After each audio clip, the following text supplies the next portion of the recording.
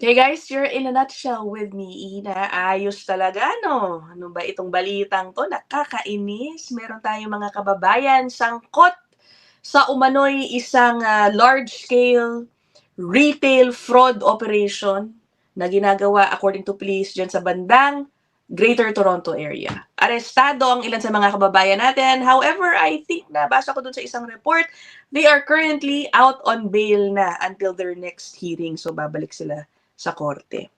Okay, bago natin puntahan yung balitang yan, which I must say, I saw it all over social media yesterday and in many Canadian news programs. Bago yan, meron lang akong gustong i-share sa inyo, no? I-relate ko dun sa pag-uusapan natin mamaya. May nakita akong Canadian vlogger, Seal on Tour. First time ko siya ma-encounter kahapon. Apparently, he is in the Philippines. I don't know if he's staying there ng medyo for a long time or visiting lang for a short period. Anyway, he posted this. Okay, nakasakay siya sa tricycle dito and then he started talking about Filipino immigrants in Canada.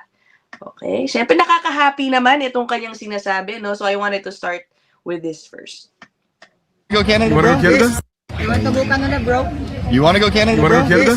Well, not to get political, but if we're talking Oh, about boy. immigration to Canada, Oh boy, here we go. Filipino people are the top of the fucking tier list. Let me tell you, amazing customer service, healthcare, nurses, childcare.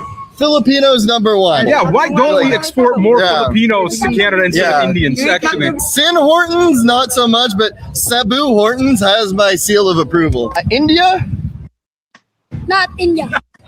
Oh, gusto siguro nung bata rin, ano, makapunta ng Canada. But anyway, again, that is from a Seal on Tour. I just saw it yesterday. At syempre, nakakataba ng puso, no?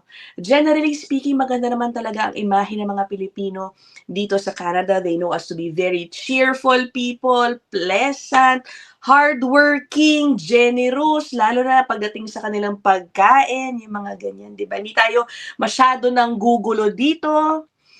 But of course, hindi naman tayo perfect group of people. O, ngayon, isi-segue ko na dun sa ating topic talaga. No? Meron at meron talagang mga pagkakataon na may mababalitang hindi magaganda involving our kababayans. And that is what we are seeing now with this report. Okay, ano ba ito? I'm sure many of you have seen it. Multiple Filipino suspects. Ayan nga, ano. They were charged and some were arrested. Merong dalawa daw hinahanap, ano. Some were arrested over large-scale retail fraud operation. But I understand, naka-bail na rin agad, no? Yung mga involved dito. Lukuyan silang nakalaya and then meron silang court hearing kung saan, babasahan sila at doon nila haharapin yung mga kasong isinampa laban sa kanila. It was all over the news here in Canada. Let me share with you one short clip, okay, about this. This is from CP24, kung ano ba yung nangyari. Toronto police have arrested several people in connection with an organized retail fraud investigation involving the use of AI in a practice known as credential harvesting. Investigators say a group targeted retail stores across the GTA between September of last year and February. They used AI tools, including smart glasses, to steal employee login credentials and passwords. The credentials were then used to access store systems and load money onto gift cards through self-checkout terminals. We're alleging it's an organized group.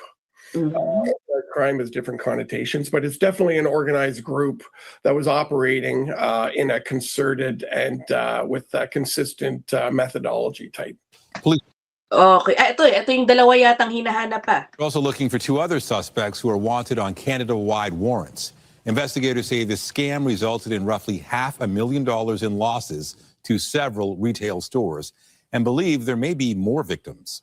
Toronto Okay, narinig ninyo, no? Actually, ang hina-highlight sa maraming balita, yung paraan ng pagnanakaw nila. They are using, sabi sa mga reports, no? Smart glasses. Ito yata yung mga Meta Ray-Ban, ano? Yung nakaka-record. Nakasuot ka nun, hindi alam minsan ng taong kinakausap mo. Nire-record mo na pala sila.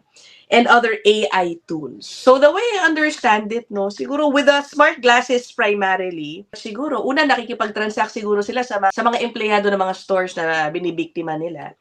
Tapos, i-record na siguro yung mga PIN code at kung ano-ano pang mga code that would allow them access to different things. Ayun na nga, nakakapag-reload sila ng mga gift cards and other things. Okay? Tapos nakita ninyo, ang estimated na kanilang nakuha mula sa iba't ibang mga retail outlets, umaabot daw ng $500,000. Okay? Nag-umpisa po yan, yung balitang yan, dito mismo sa press release ng Toronto Police Service. Ito po yan. At dito rin kasi, in-upload yung mga muka at pangalan ng ating mga kababayan. Okay?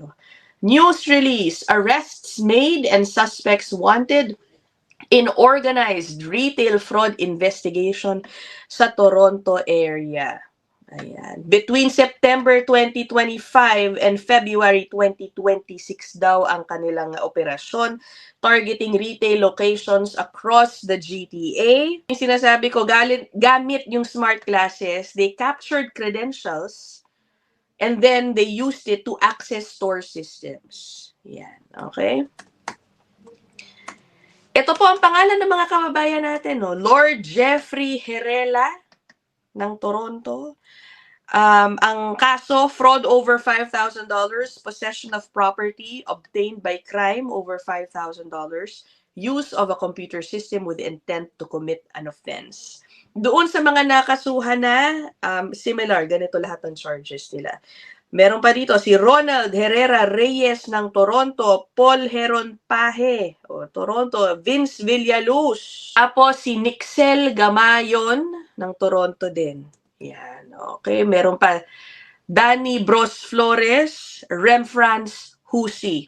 Itong si Danny Bros Flores at Remfrance Husi, ito po yung dalawang hindi pa nila nahahanap, wanted, at meron po silang Canada-wide arrest warrant, okay, issued for them.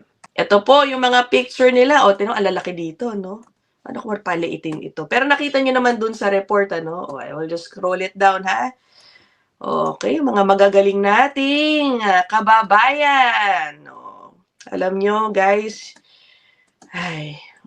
kayo talaga, dinadamay nyo ang ating community. Pati syempre yung mga kaibigan ninyo, kapamilya ninyo, no? Ngayon, nakikita lahat ng pinagagawa ninyo.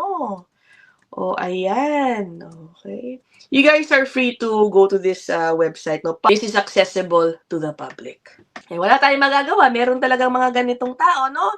Ang tanong, kung sila ay matuluyang ma-convict sa mga charges filed against them, what could happen to them? Ano kaya ang punishment sa kanila? Alam niyo naman, napakabait ng Canada sa mga kriminal.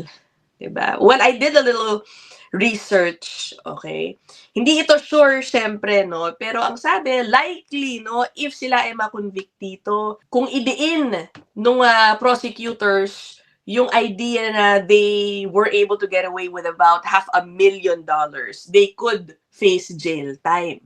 Di ba meron tayong 3 binasa na charges kanina? According to my research, kung sakaling ma-convict sa 3 yan, tapos first time offenders sila, I think may napanood kasi akong isang report, no, tinanong kung sila ba ay nasa database na raw ng Toronto Police. Ang sagot, wala. So this could be the first time that they are facing charges. Ang maaaring ending ay house arrest or a few months in jail, yung mga ganyan. Okay? Anong palagay niyo? Pero syempre, abangan natin kung ano talaga magiging sentensya. Sakali mang matuluyan sila sa conviction. Ano? Before we end, let me, I will share with you this exchange from CP24 kung saan tinanong nung anchor ang issue ng, mga citizen ba ito? O mga bisita dito? Parang ganyan. Okay? This is it. And lastly, Detective, are these people from Canada? Are they Canadian citizens, or do they have passports from somewhere else, or did they come here to Canada to commit these crimes? I honestly don't have the answer to that question, and really, it's irrelevant. They're here in our country. They're here in the city. They were perpetrating this crime, and what this crime was, it's a fraud technically. It's a fraud utilizing technology. It's utilizing social engineering, which Okay. Sabi niya, no, nung sumagot, I think that's an official from the Toronto Police Service. Sabi niya, for him, it's irrelevant. Do you agree? Okay, do you agree? Siguro ang ibig niya sabihin, irrelevant kasi kahit ano pa ang passport niyan, nangyari na yung crime. Nandito sila, they can commit crime and they did. Okay? But I think it is not irrelevant in the sense na, kung hindi sila talaga pa taga rito, and then they commit these crimes if they are on temporary status, kahit pa PR, for example, if they do end up getting convictions, they could be deported. And I'm sure many people will call for that end result. Right? Hindi po natin alam kung ano ang status nila, kung citizen ba, PR, or mga temporary status, or out of status, we do not know. Pero yung tanong po ng Anchor is very important and relevant kung hindi po sila Canadian citizen. Okay, because if they do end up getting convicted, at ang kanilang sentensya ay more than 6 months imprisonment, tapos sila ay either PR or naka-work permit, it could lead to the revocation of their status, the cancellation of their status, at pwede po silang eventually magkaroon ng removal order against them. Kung sila po ay out of status, lalong mas madali, no, na sila po ay mapa-deport dahil dito sa kanilang ginawa. Okay? What do you think about that? Irrelevant ba? Diba? Ako rin gusto ko malaman, sa totoo lang.